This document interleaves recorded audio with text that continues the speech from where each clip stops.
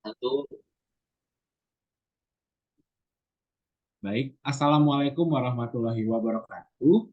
Yang kami hormati Bu Fajar selaku dosen pengampu mata kuliah Geologi Panas Bumi. Saat ini izinkan kami dari kelompok 1 GLA akan mempresentasikan mengenai sistem hidrotermal pada zona rekahan menurut Hostein dan Brown tahun 2000, di mana judul presentasi kami kali ini adalah Gunung Api Bawah Laut Kawiyo Barat, Sulawesi Utara, Indonesia.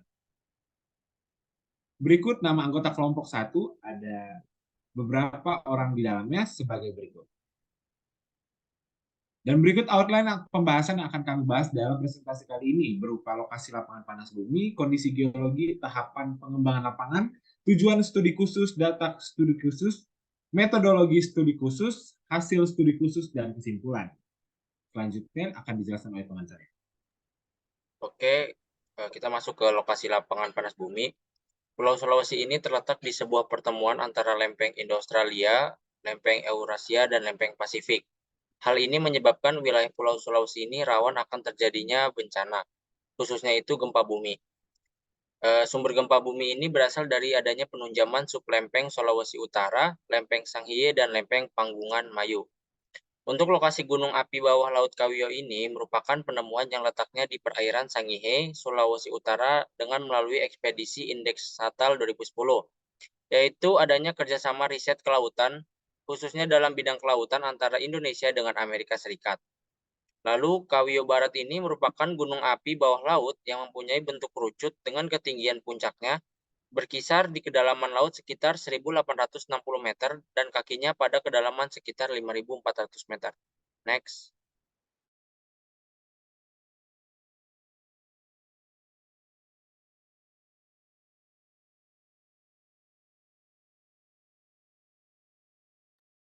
Oke, untuk selanjutnya yaitu kondisi geologi. Daerah Kawiyo Barat ini ditandai oleh kelompok batuan dengan bongkahan lava yang tertutup sedimen halus berwarna abu-abu cerah. Di sisi tenggara umumnya terdapat aliran lava bantal. Di sisi timur, gunung ini dibatasi oleh palung Catabato dengan kedalaman lebih dari 5.000 meter. Dan di sisi barat daya terdapat lembah dalam yang kemungkinan merupakan zona lemah tempat keluarnya fluida hidrotermal. Penurunan kecepatan penunjaman atau pendinginan slab yang menunjam mengakibatkan gaya tarikan menyebabkan terbukanya lembah Sangihe yang memanjang dari utara ke selatan yang diperkirakan sebagai lembah Halfgraben. Gas, asap, atau cairan yang keluar dari dasar laut naik ke permukaan melalui rekahan-rekahan, tetapi ada juga yang keluar melalui cerobong. Morfologi gunung api bawah Laut Kawiyo Barat menunjukkan perbedaan antara bagian barat laut dan tenggara, dengan bagian barat laut memiliki tekstur yang lebih kasar, mengindikasikan rambut vulkanik yang lebih tua dibandingkan dengan bagian tenggara. Next.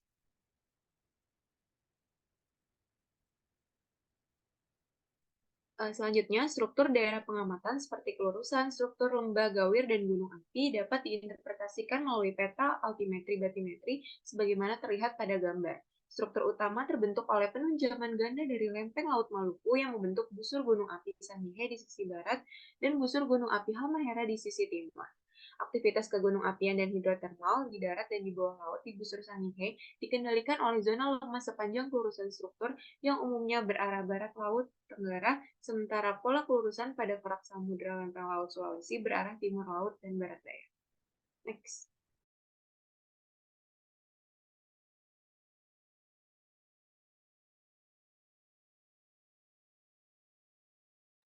Selanjutnya kita masuk dalam tahap pengembangan lapangan. Berdasarkan studi literatur yang telah kami lakukan, pada kawasan Gunung Api Bawah Laut Kawiyo di Kepulauan Sangihe, Sulawesi Utara ini memiliki potensi panas bumi. Saat ini potensi ini masih dalam tahap perencanaan dan pengembangan, dikarenakan diperlukan beberapa tahapan dan teknologi yang tinggi, di mana tahapan-tahapan tersebut mencakup adanya eksplorasi pendahuluan, eksplorasi lanjut atau rinci, pemboran eksplorasi, studi kelayakan, perencanaan, pengembangan pembangunan, hingga ke proses produksi. Kemudian pada pemanfaatan tidak langsung, fluida panas bumi atau pembangkit listrik dari panas bumi lepas pantai ini, terdapat beberapa jenis sistem pemanfaatannya seperti sistem direct dry steam, separated steam, single flash steam, double flash steam, binary cycle, combined cycle, dan lain sebagainya. Di mana sistem yang digunakan ini disesuaikan dengan dominansi pada fluida yang dihasilkan dan temperaturnya. Dapat dilihat berikut merupakan gambar-gambar yang merupakan opsi skema jika dilakukan eksplorasi sebagai pembangkit listrik. Pada kawasan ini, jika dilihat dari kebutuhan energinya, kawasan ini memiliki potensi yang akan terus dikembangkan ke depannya karena dikategorikan layak untuk dikembangkan. Dalam prosesnya, tentu saja dilakukan beberapa penelitian lebih lanjut dan lebih mendalam untuk mendukung studi kelayakan yang lebih detail. Oke, selanjutnya itu tujuan studi khususnya. Eksplorasi geotermal di daratan mengalami kecaman akibat isu kerusakan lingkungan. Contoh nyatanya dapat dilihat dari kasus penolakan dibangunan PLTP di Gunung Lawu, Karanganyar, Jawa Tengah. Hal ini diakibatkan karena PLTP dianggap dapat merusak aliran mata air dan dapat berguna bagi pengairan sawah, merusak cagar budaya di sekitar lereng, dan dapat mengganggu ekosistem dalam di sekitar Gunung Lawu, yang juga menyebabkan berkurangnya hutan lindung dan penurunan permukaan tanah. Pada kasus ini, Gunung Kawiyo Barat yang merupakan gunung bawah laut berguna untuk mengembangkan potensi lapangan panas bumi dengan sistem Ocean Thermal Energy konvensional, yang disingkat dengan OTEC, dengan basis studi literatur dan berbagai referensinya. Next.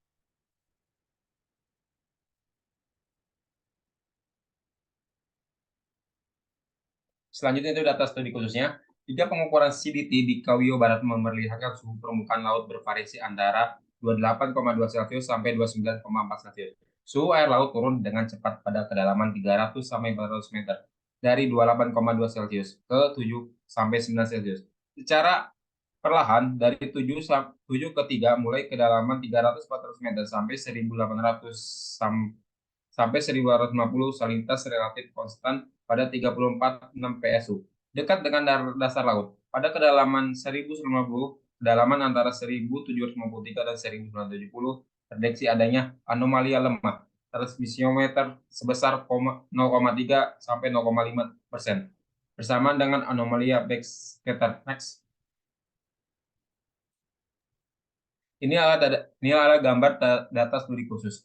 Bisa dilihat dari profil TX, SX, dan LX versus kedalaman pada SH29, SH30, dan SH31 di kawasan Kawiyo Barat. Next.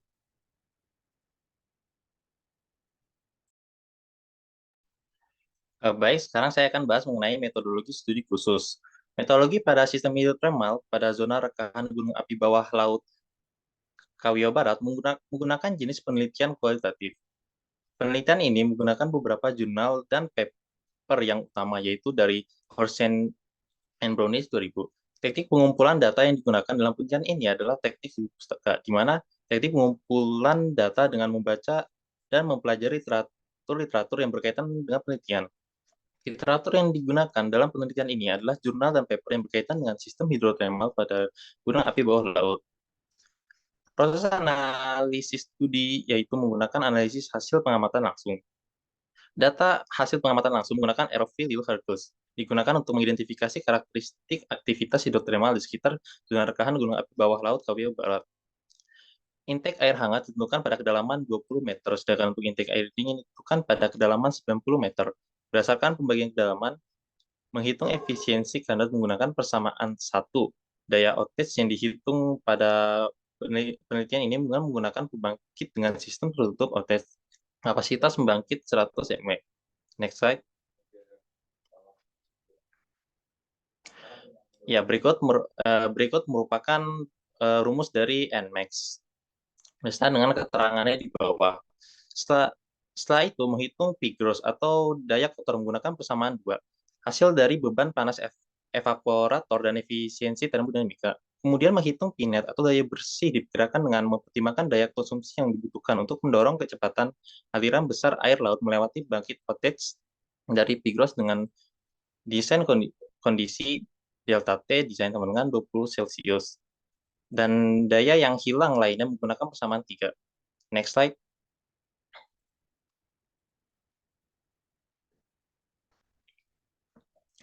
Ya, berikut merupakan rumus dari P gross dan P net.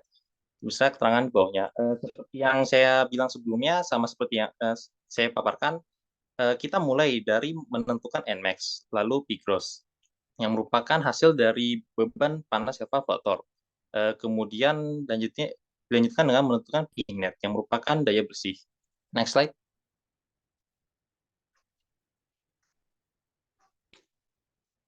Ya, yang terakhir merupakan rumus dari Nmax, P-gross, dan P-net. Berdasarkan perhitungan data yang tersedia, membuktikan bahwa perbedaan temperatur dengan delta T 22 derajat Celcius menghasilkan efisiensi sebesar 0,074 atau 7%. Nilai efisiensi OTES yang cocok untuk menjalankan sistem OTES secara teoritis memiliki nilai efisiensi yang memenuhi syarat, yaitu 7,5% sampai 8%, sehingga dianggap kurang efisien. Hasil perhitungan daya OTES berdasarkan data yang dihitung dengan menggunakan persamaan 2 dan persamaan 3.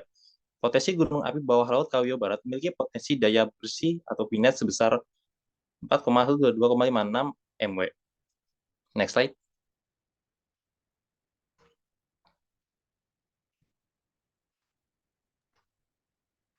Berikut kesimpulan dari hasil paparan yang kita sampaikan. Yang pertama, berdasarkan penampakan morfologi di sekitar gunung api bawah laut Kawio Barat, terdapat lembah yang terbentuk akibat penurunan kecepatan penunjaman atau pendinginan slab.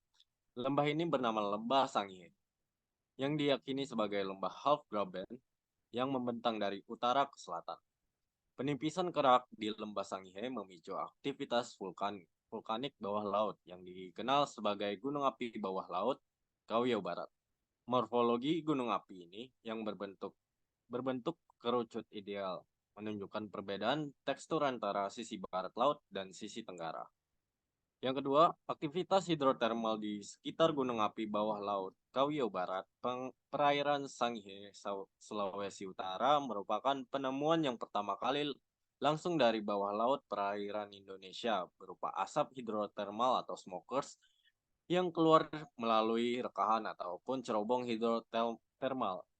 Yang ketiga, gunung api bawah laut Kawio Barat yang telah ditentukan dengan salinitas relatif konstan pada 34,6 PSU dekat dengan dasar laut pada kedalaman 1.850 meter.